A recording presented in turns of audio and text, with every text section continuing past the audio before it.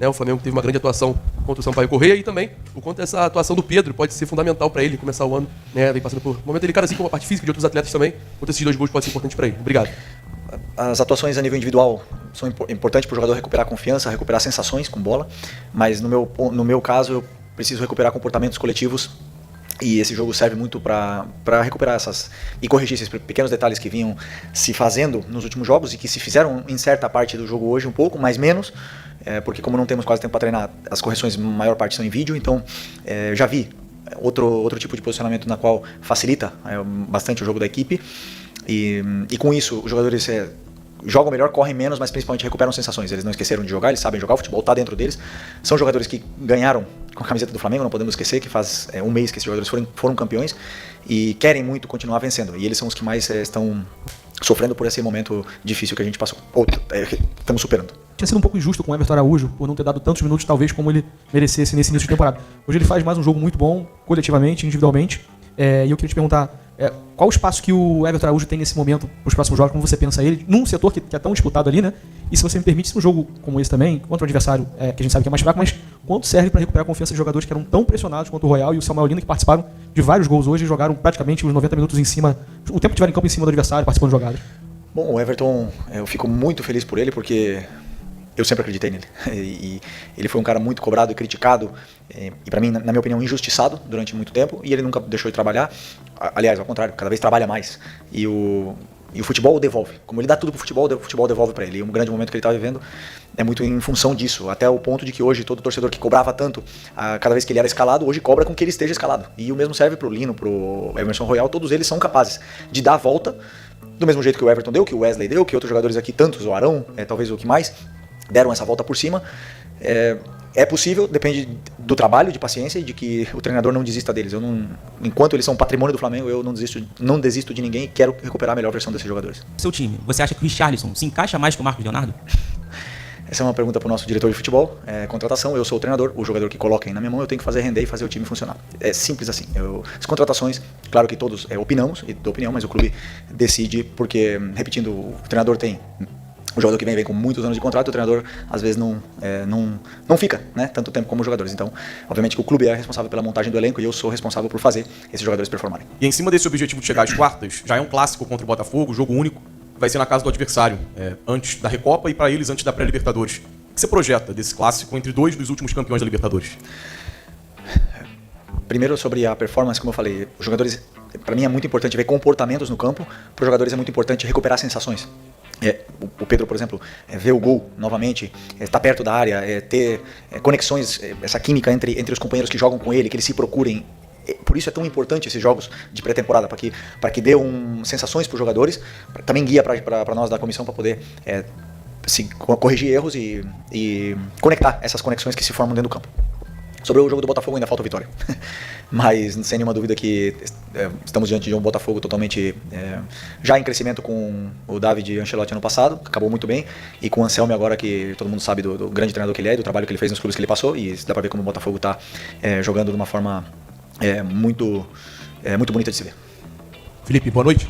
Felipe, no momento da situação envolvendo o jogador do Sampaio Corrêa, a gente viu que você saiu do banco e foi até lá e todo mundo parecia muito desesperado até pela situação. Eu queria que você falasse um pouco qual foi a sensação e se aquilo que aconteceu, você teve que trabalhar com os jogadores para que não desconcentrassem ele do jogo, porque a gente sabe que é uma situação muito sensível, é um momento que o futebol fica totalmente à parte, porque a gente está falando de uma pessoa ali. Eu queria que você falasse um pouco dessa experiência. Obrigado. Bom, quando ele cai, todos os jogadores, o primeiro impacto, né, o susto que os jogadores tomam naquele momento, porque já viu tantos casos acontecerem. Eu entrei lá primeiro porque eu vi o jogador convulsionando de longe, confirmei com o médico e queria passar para os jogadores que ele estava convulsionando, que não era um infarto, não era nada assim desse sentido, porque eu via que os jogadores estavam muito tensos e preocupados com aquela situação. Então eu tentei falar pro doutor tranquilizar os jogadores que estavam muito assustados naquele momento. E espero que o menino do Sampaio Corrêa se recupere. Estamos todos em oração para que isso não passe por susto. O Flamengo, por conta da estreia no Campeonato Brasileiro, e o Vitória é um time que vem numa crescente no Campeonato Estadual, como é que você projeta esse duelo? Obrigado. Todos os jogos são difíceis, nunca, jamais no Campeonato Nacional você vai achando que vai ser um jogo fácil. Ao contrário, sabemos da dificuldade que é jogar no estádio do Vitória, no Barradão. Sabemos a dificuldade que é jogar contra o time do Vitória. E a partir de amanhã começarei a estudar com tranquilidade o Vitória, até para preparar o melhor possível o jogo da terça-feira, que é muito importante para que a gente volte a vencer ou vença no Campeonato Brasileiro. Felipe, aqui na sua direita, Thiago Lima do GE, parabéns pela vitória, grande atuação. Eu queria te perguntar sobre o Paquetá hoje, porque a gente viu ele jogando numa função diferente no primeiro tempo, segundo volante, e participando muito, foi muito bem na nossa visão, na atuação no modo geral, mas principalmente no primeiro tempo. Queria te perguntar qual foi a sensação que você teve dele atuando nessa função, e até porque você perdeu o Jorginho, né? Possivelmente o Jorginho não vai estar disponível nem na Recopa, se o Paquetá pode ser uma opção para você nessa função pensando na Recopa. E se você pudesse explicar também a questão do Plata, que ele saiu no intervalo, estava com uma bolsa de gelo na coxa. Relatadores na perna, o Plata, relatadores na perna e, por precaução, substituímos ele para não correr riscos. Sobre o Paquetá, é um jogador que pode jogar em todas as posições do meio campo, é um jogador que tem muita qualidade, vem pegando o ritmo, melhorando dentro do que são as características dele. E principalmente, se entendendo com os companheiros, é um jogador ainda que está com essa carga emocional muito grande, então para mim era muito importante que ele recuperasse a sensação com a bola, principalmente, porque é tudo diferente. A grama aqui no Brasil, se você perguntar para ele, ele vai falar, é uma adaptação enorme, porque a grama faz muita diferença num jogo de um cara que vem de uma liga que tem o melhor gramado do mundo. Então todo esse tipo de detalhe para mim era importante que ele voltasse a se conectar e recuperasse essas sensações positivas com a bola e que ele normalize estar jogando no clube do coração dele, porque claro, como eu falei, vem com uma carga emocional grande, quer demonstrar tanto que acaba jogando até acelerado, e eu quero que ele tenha toda a tranquilidade, que a gente conhece o futebol dele, que é um craque e que nos vai dar ainda vai ajudar muito o Flamengo. Felipe aqui, Júlio Miguel Neto, Rubro TV, Desflá. Felipe, hoje deu para perceber uma alternância bastante de posição ali, um revezamento entre o Carrascal e o Lino pelo lado esquerdo, né? Às vezes até o Lino trocando de posição com o Carrascal e vindo mais por dentro, quase num 4-1-4-1. Eu queria perguntar para você que quando você chega em 2024 e conquista a Copa do Brasil, era uma novidade para muitos do futebol brasileiro. E hoje o Flamengo é uma realidade. Atual campeão de tudo, claro, perdeu a Supercopa do Brasil. Mas eu queria perguntar para você, passa pela sua cabeça um pouco mais de alternância tática? Você joga muito com dois jogadores pelos lados. E hoje a gente viu muito essa inversão, por exemplo, pelo lado esquerdo. De ter dois meias, de ter os jogadores aproximando mais do Pedro. E, coincidência ou não, foi um 7-1, né? Você acha que é necessária essa alternância de parte tática em alguns momentos? Bom, se você analisar, temos um analista aqui que pode te explicar com tranquilidade as variações táticas que fizemos desde 2024 até agora. Com as mesmas peças, muitas vezes variamos inúmeras vezes de sistema durante o jogo. Só que, claro, por estar muitas vezes os mesmos jogadores, parece que o treinador não varia nada, mas eu não quero descobrir nada e dar pistas para os meus adversários, para os treinadores adversários aqui, do que eu faço. Mas se você analisar minuciosamente as trocas de posições que aconteceram com a Arrascaeta, com todos, ou mesmo na final da Libertadores, as coisas, você vai ver que existe muita variação tática e simplesmente não olha para o nome dos jogadores e vê um sistema engessado. Então, claro que o sistema, o elenco do Flamengo está montado de uma forma que me permite jogar mais num sistema determinado. Por quê? Porque nós não temos especialistas, dribladores, ponta direita para jogar aberto, nós temos 5 volantes, com a qual eu tenho que adaptar os jogadores para que eu possa explorar as melhores características deles. E não é à toa que, por exemplo, a Arrascaeta fez a melhor temporada da vida com um modelo muito montado para dar o máximo de tempo e espaço para o jogador determinante, que é o Arrasca. Então, assim, as variações táticas que acontecem durante o jogo, eu não venho aqui explicar, mas temos aí muitos que podem ajudar ao torcedor a entender as variações, para não dizer que o treinador tem um sistema, né? Desculpa me alongar muito, mas poderia fazer 3 zagueiros, botar 3-4-3 e tudo mais. Poderia fazer um monte de coisas, mas essa equipe, com esse modelo e com esse sistema, foi campeão de tudo. Corrigir, melhorar individualmente cada peça e coletivamente para que o time possa voltar a performar com essa estrutura. Como é pra você recuperar esses jogadores, tendo em vista que você joga muito pelos flancos, né? E precisa muito desses jogadores. E se me permite uma outra pergunta, eu vi ali que naquele lance ali do Paquetá, um lance muito bem feito ali, ele chuta, a bola bate na trave. Eu percebi ali que você tá torcendo tanto pra sair aquele gol. Você falou aqui de carga emocional sobre ele. Então eu queria que você explicasse esse duelo e também essa torcida pelo Paquetá. Sim, cada jogador tem um processo, né, dentro da adaptação, dentro de uma chegada num clube novo, com companheiros, com bola, com estádio, com gramado, com tudo novo. E muitas vezes um gol libera o jogador para jogar mais solto, para não ter essa carga, como eu falei, emocional grande de ter que demonstrar. É ao contrário, ele já demonstrou tudo que tinha que demonstrar, eu quero que ele jogue o mais solto, leve e tranquilo possível, sem jogar acelerado em nenhum momento. Então às vezes esse gol ajuda isso, mas depois eu já vi ele bem mais, claro que ele fisicamente ele já caiu no segundo tempo, mas já vi ele bem mais solto, bem mais tranquilo. E como eu falei, cada jogador tem um processo. Já esqueci o que você falou no começo. Bom. É que assim, o jogador que vem do Flamengo, como eu falei, o driblador, ele tem uma função muito difícil, que é ir para 1 contra 1 e muitas vezes ele perde bolas e são cobrados. E aqui o massacre é forte para esse tipo de jogador, é muito forte. Então agora é importantíssimo que eles recuperem sensações e continuem driblando, continuem indo para cima e continuem fazendo o que eles sabem fazer, que o Cebolinha já está num grande momento, né? Eu preciso que o Lino também volte, e hoje já recuperou sensações também. Espero que eles continuem a evolução. Deixar ali. E na frente a movimentação constante dos os extremos, né? Estavam invertendo de posição toda hora. O Samuel Lino, inclusive, fez um gol de centroavante, né? Pisando dentro da área, tendo mais conclusão. Isso se deve à questão do adversário hoje, foi um plano de jogo para hoje, ou você pretende implementar isso em outras partidas também?